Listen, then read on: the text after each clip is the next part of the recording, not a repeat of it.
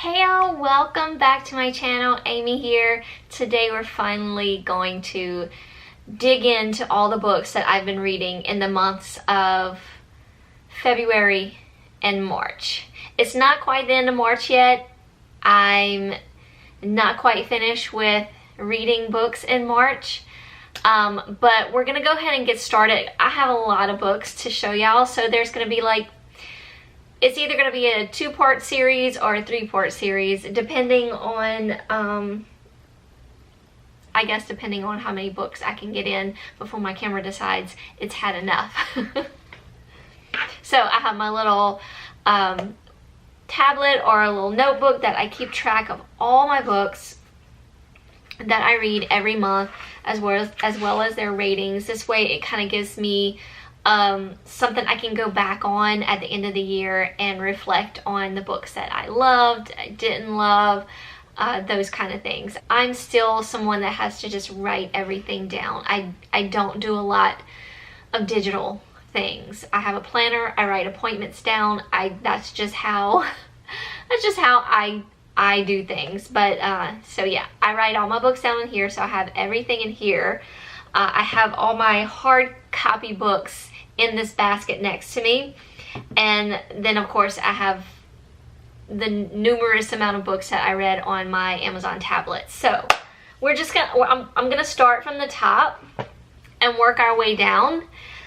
This is the basket of books, and it's all the way to the top, and then I have some on the side over here. So yeah, we have a lot to talk about. Okay, we're gonna start off with a male romance, is what it looks like, that I DNF'd. I have never DNF'd a male romance. What is this about? But now thinking back on it, I kind of want to give it another shot, maybe. Anyway, it's Totally Trucked. Put a picture of it right there, by BJ Blakely. I ran across this author on Instagram, so I decided to give her little series a try. Totally Trucked had just come out, I believe, maybe. I think the second book in the series is out, and then there's a third one coming out. You might hear my printer going off. I don't know if you can hear that, but my printer decided to have a day off today, and it's not printing what I wanted to print. It prints when it's ready to print. So I have a lot of stuff that's backed up to be printed, so it may kick on throughout this video a couple times. I don't know.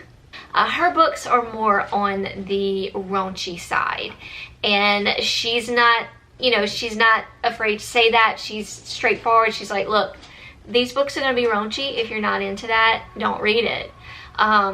So, but I mean, as I was reading the book, I got about halfway through, I guess, until I was just kind of like bored with it, and it got to be a little bit too much for me, I guess.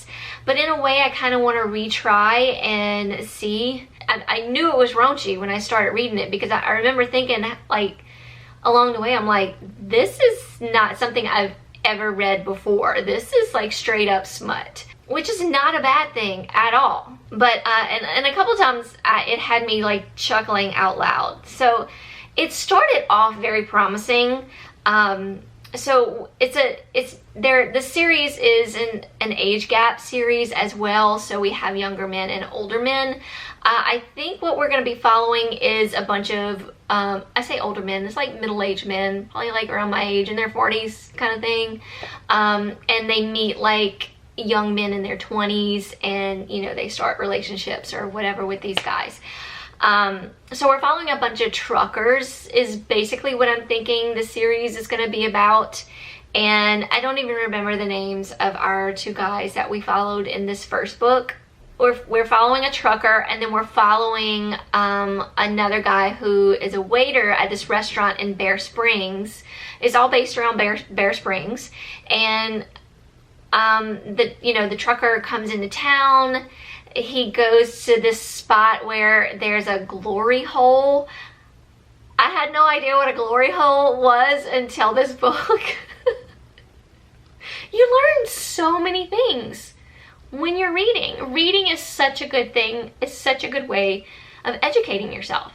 So yeah, they have kind of this hidden relationship of like each of them going to this glory hole, and but the way that it was kind of written out, it was like, how do they don't talk, they don't know each other, they don't even live in the same town.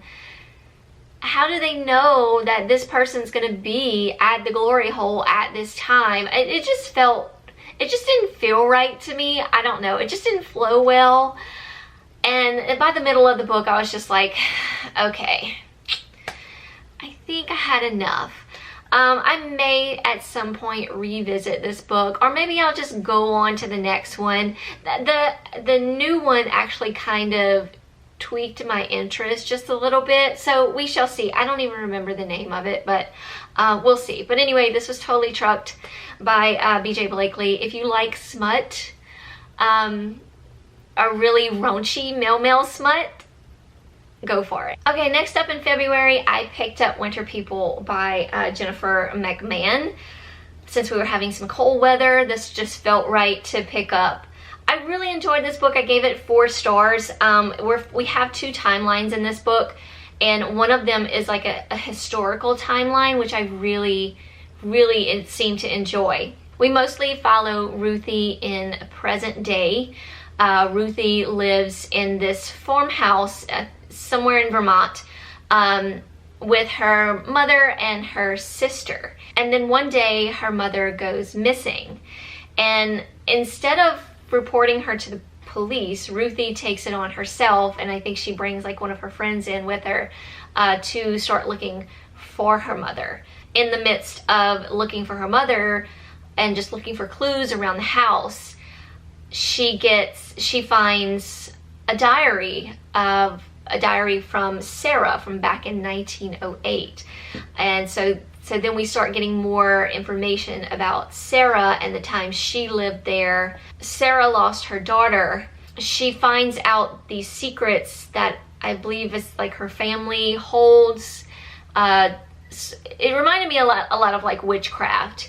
They can bring back somebody, but this person is not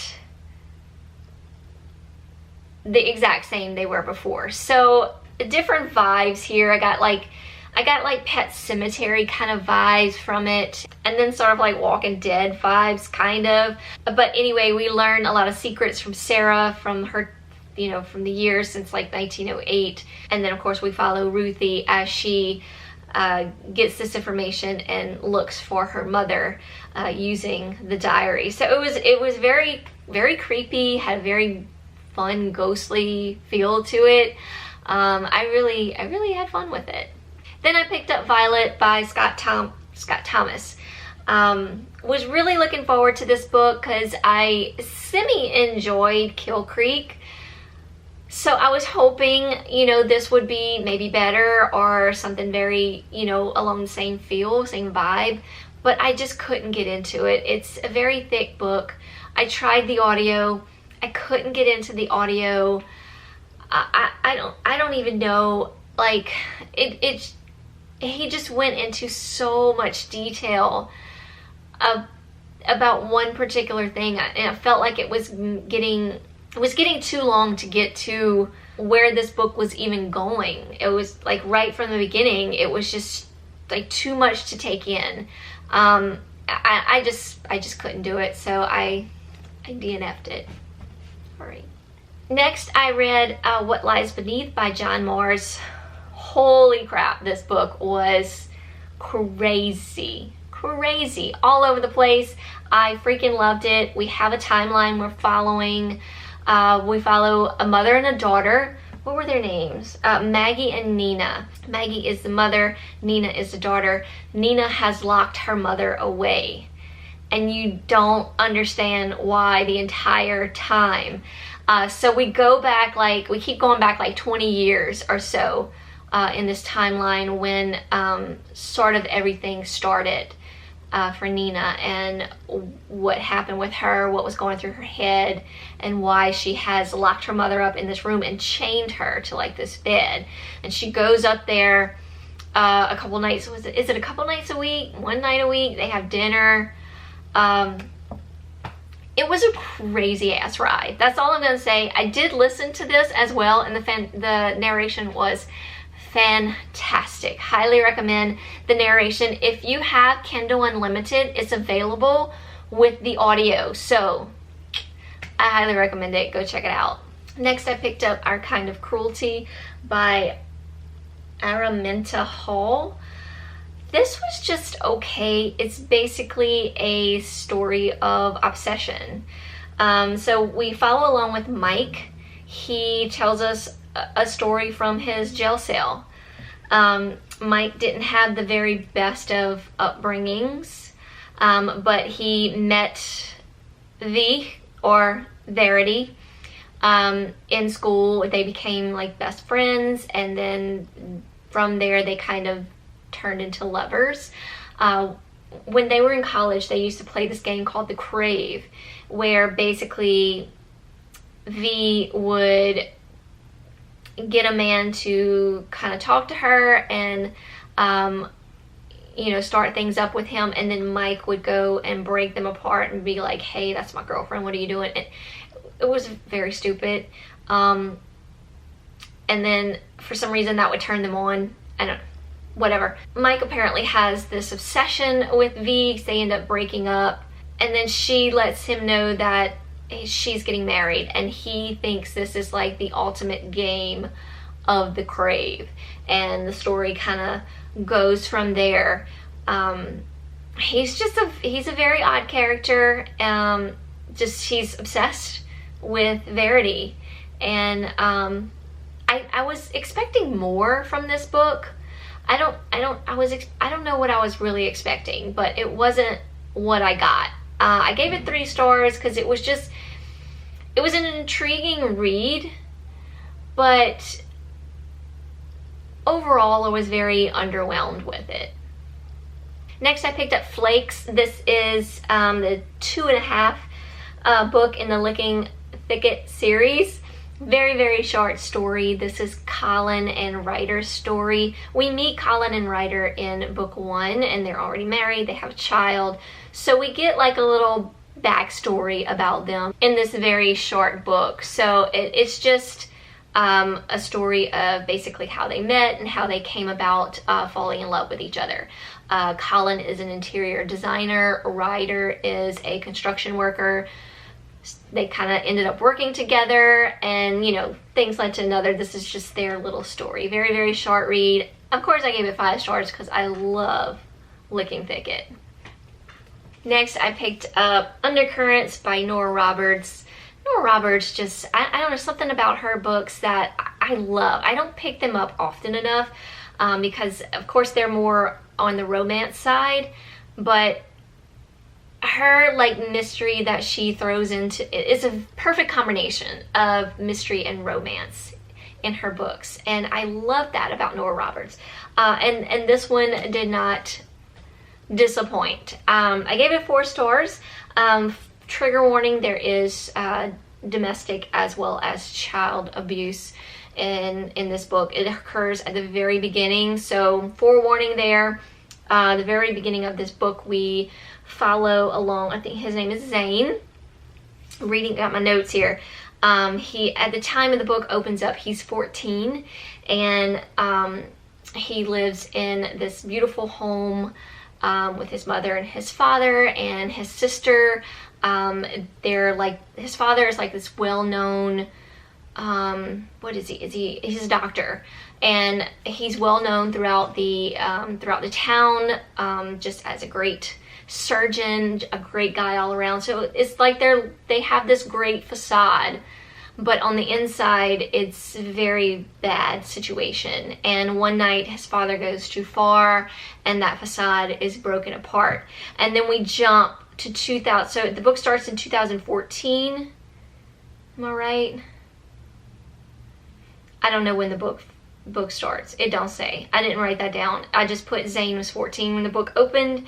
But we do move from the incident of what happened. We move forward to 2019, where we're still following Zane. We're also getting some little snippets from his father and his mother, so I really enjoyed that. And then we also follow, what is her name? Where are my notes? Darby. It's been a long time, so thank God I do reviews on Goodreads, because I probably wouldn't remember all the gory details to tell you. But yeah, we also end up following Darby at this time, who also has a little bit of abusive past of her own, and she moves to this town. I think it's in Vermont. Is it in Vermont? No. It's North Carolina. I think I'm getting my books mixed up. In North Carolina, she moves to this little town to kind of start over. She does landscaping, and she's very good at it. She's very good at selling herself. She's an awesome character, although she was a little bit too much about herself, and at some points I was just like, come on girl, really? But anyway, she was like just very like, yeah, I know I'm hot, I know I'm good, I know I do a great job. I'm like, oh, okay girl. I wish I could be that confident. So we follow her along with Zane, and you know, what's happening there. We get some mystery coming in. We have like something happening on Darby's side that we don't really know who's doing this. So there's a mystery there, and then there's the thriller part of the book where we're still following along with Zane's father, and what's going to happen when he gets out of prison. So it was just it was very fun read, and of course we have the romance between Zane and Darby, and I had a really good time with this book. So yeah, highly recommend it. And I did listen to this one on audio. The audio was also fantastic. Okay, y'all, another DNF here. I know the beginning of February was a little rough for me. Like, I could not find anything that was like just pulling me in. When I did find it, when I did end up like finding some good ones, I got really excited. Then I'd jump into the next book and I'd be like, nope. I'm not wasting my time with you. And this was one of them. This is Never Have I Ever by Jocelyn Jackson. I can't even tell you what this was about. I don't think I got very far in it. I tried the audio as well. Do not do the audio. Even though the author is narrating the book, her voice is a little bit on the annoying side. I couldn't do the audio. Tried to dive back into it by just reading it, and I wasn't interested. I just was not interested. We basically have this girl that comes into town and kind of disrupts everybody, but she's mainly targeting this one person. I did go, because I was just curious about the book, so I did go and look up like spoiler reviews. It does seem like it would have gotten better. A lot of people said the beginning is very, very, very, very slow, and then it picks up, and then it kind of gets slow again, and then the ending's really good. So, you know, take it as you will. I just couldn't get past the very, very slow beginning, but it seems like it ended up to be a fairly good read. So there you go. Okay, I did a reread after talking to y'all about some of my favorite books, especially in the male romance category. I had to do a reread of Tio and Jack's story in Virgin Flyers. This is by Lucy Lennox. I actually listened to it this time instead of reading it because it was narrated by Michael Dean. Michael Dean is a great male romance narrator. He's like up there in my top male romance narrators, along with there's a little less than a handful of male romance narrators that I really like. I think it's Greg Boudreau is one of them. Teddy Hamilton is one. Yeah, I can't think of any others off the top of my head, but yeah, those three for sure are some of my favorites. But anyways, I did listen to this. I went back to Jack and Tio's story. Jack is a pilot. Tio is a nurse. They meet because Tio puts up a post on a hookup app, how he just wants someone to love him, treat him like he's the best thing in the world kind of thing. No talking, just be there with each other, and then don't be surprised if I'm not there in the morning kind of thing. Tio has a longtime crush on his best friend. His best friend is sort of playing with him. I really did not like this guy's character, but you know, we gotta have one of those. But I love Jack and Tio's story. So if you have not read or listened to Virgin Flyer, I highly recommend it. It's my absolute favorite in the male romance category. Next, I picked up A Nearly Normal Family. I was actually looking very forward to this book. This is a legal thriller, I want to say, but to me it was more of the mystery of whodunit. I gave this 2 stars on Goodreads, but I bumped it up in my review. I bumped it up to 2.5 stars, only because it did keep me interested in reading it and what happened. I was really invested in the courtroom scenes, which I didn't realize that I liked that part of a legal thriller, so I do want to kind of pick up more of those in the near future. But I really enjoyed those parts, and I really rather enjoyed the parts where the daughter was telling us the story. We get the story from 3 points of view, so the father, the mother, and the daughter. We start off with the father. We get his point of view of what happened that night, and then the mother, and then the daughter. Someone ends up getting killed, and the daughter is accused of it. So I was mainly just interested in what the daughter had to say. Everything else was just kind of background noise. I basically figured it out. I wasn't very impressed overall with how the book ended. Yeah, it just, I don't know. It wasn't what I was hoping for, but I did learn that I like legal thrillers, so that's something.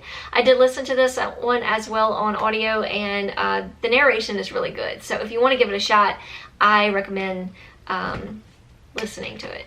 All right, I'm gonna stop right there because I think my battery is, my card is almost full. So instead of like putting another one in, we're just gonna go ahead and stop it right there. We covered a good many books, these as well as what I read on my tablet, but we will continue discussing more books that I read in February as well as in March. We haven't even gotten into March yet. So as always, thank y'all so much for hanging out with me today and listening to me rattle on about all these books. Hope y'all are all doing well out there, staying safe. Hugs from me all around, y'all, and I will see y'all very, very soon in my next video. Bye, y'all.